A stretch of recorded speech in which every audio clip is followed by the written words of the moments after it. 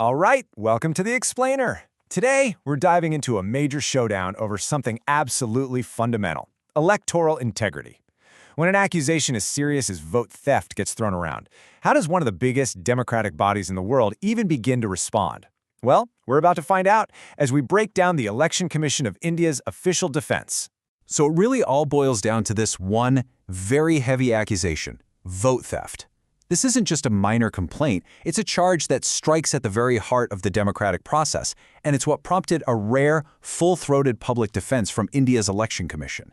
So the big question is, what did they have to say? So, how did the defense kick off? Well, the Election Commission of India, the ECI, led by Chief Commissioner Ganesh Kumar, they called a press conference. And look, this wasn't just some regular update. This was their first major public response, and it was designed to tackle these charges head-on. And really, this is the perfect way to see the two sides of the coin here. On one side, you've got this explosive allegation of electoral irregularities and vote theft. And on the other, you have the ECI firing back with its core argument that their process is totally transparent and, just as importantly, legally mandated.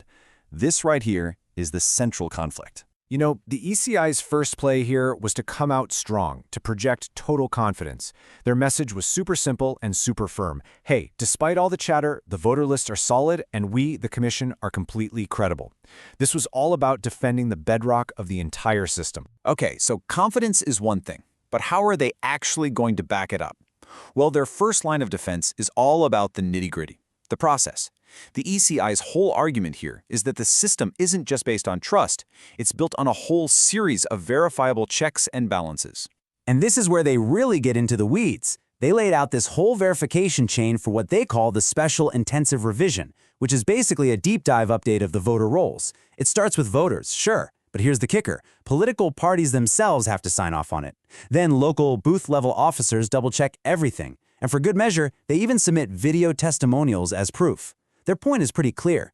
With this many different people and parties looking at the same documents, how could you possibly have widespread fraud? And then there's this really powerful quote. The chief commissioner basically turns the tables here. He's saying, look, when you have over 7 crore people, that's a staggering 70 million voters, in just one state like Bihar, all participating in the process, that in itself is a massive statement.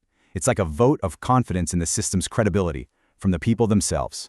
All right, so we've talked about the process. Now let's pull back and look at the bigger picture, because the ECI's second big argument is all about sheer mind-boggling scale. And their point is, how could you possibly pull off a massive conspiracy with these kinds of numbers? First up, you've got over 1 crore. That's 10 million official employees involved. Just think about the logistics of trying to coordinate something illicit with that many people. But wait, there's more. On top of that, you throw in another 20 lakh. That's 2 million polling agents. And this is the crucial part. These folks aren't government workers. They are appointed by the political parties. They are literally the eyes and ears of the candidates, right there inside every polling station. And if that wasn't enough, you've got another 10 lakh, 1 million booth-level agents. So when you put it all together, the ECI's message is pretty clear. The system is safe, not because it's secret, but because there are just so many eyes on it from every single angle. It's transparency through sheer numbers. Okay, so we've covered the nuts and bolts, the process, the scale, but now the ECI's defense goes deeper, right to its core principles. This isn't just about logistics anymore. It's about their fundamental reason for existing as a constitutional body. And this next argument is really fascinating. The CEC's logic is pretty straightforward. He says, hey, we're the ones who register all the political parties in the first place. They're all born, officially speaking, right here. So how on earth could they discriminate among their own creations? It's an argument that frames the ECI as this neutral starting point for all political players. So they're framing this whole thing not just as a job, They're talking about a sworn constitutional duty, an unbreakable promise to be fair to everyone. And they're basically saying, we can't and we won't back down from that. It's a way of saying their impartiality isn't a choice, it's an obligation. And then bam! This is where the ECI just completely flips the script. In response to calls for more transparency, like releasing CCTV footage, the CEC hits back with this really sharp, really personal question. He's reframing the whole thing. Suddenly, it's not about the ECI's transparency, it's about your privacy, my privacy, the fundamental right of every single voter to cast their ballot without being watched. And that really brings us to the grand finale of their argument. It's the question that's meant to tie everything together. After laying out the detailed process, the massive scale, and their core principles, the Chief Election Commissioner basically asks this rhetorical question.